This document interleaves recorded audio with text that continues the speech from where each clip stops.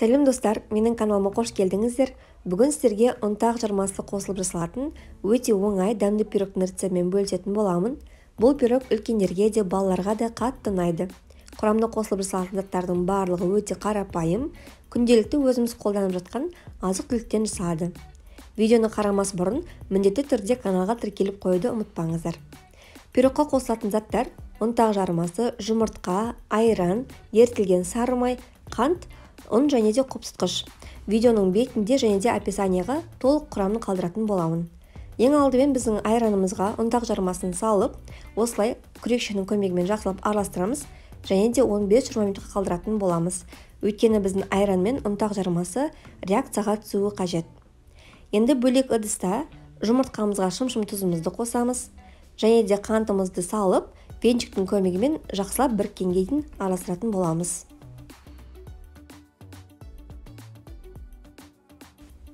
Енді жұмыртқалы массамыздың үстінен ерітілген сары майымызды қосамыз және де жақсылап араластырамыз. Егер сізде сары май болмаса, оның орнын сұйық маймен алмастыруға болады.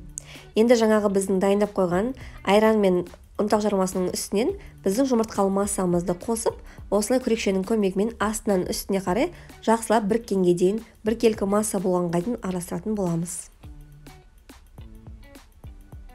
Біздің массамыз толықтай бірікті. Енді оның үстінен біздің ұн мен қопсытқышымызды қосып, тағы да жақсылап араластырамыз.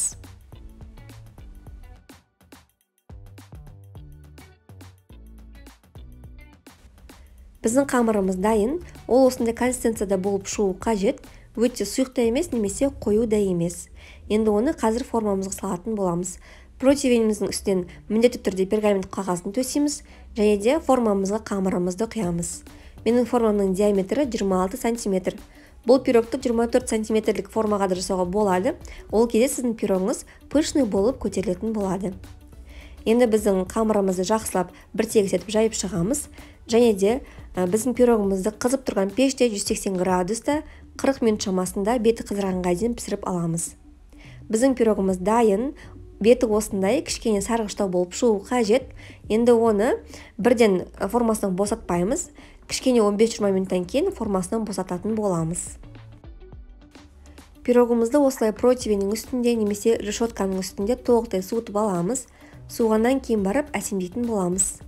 Мен секілді қант ұнтағымен, жеміс-жидектермен әсемдесеңіз болады, немесе қойылтылған сүтті, яғни сгущенканы жағып шықсаңыздар, ол да керемет өзгеше бір дәм береді. Мен осылай қант ұнтағын сеуіп, үстіне жидектерді қойып шықтым. Қазір енді пирогымызды кесіп, дәмін қалай болғандығын бірге көретін боламыз. Байқасаңыздар, пирог өте жұмсақ болғандықтан жақсы, оңай кесіледі осылай. Қазір бірге дәмін көреміз. Бұл пирог негізі біздің отбасымыздың сүйікті пирогтарының бірі, өйткені тез арада дайын болады және де дәмі менің қыздарыма да және де отбасыма өте қатты ұнайды. Сіздің де отбасыңызға ұнайтынына мен толықтай сенімдімін. Сол үшін міндетті түрде жасап көріңіздер. Видеоны соңына дейін қараған болсаңыз, пікір қалдырып лайк басуды ұмытпаңыздар. Сіздермен бірге болған Әйгерім. Келесі видеода жүздескенше.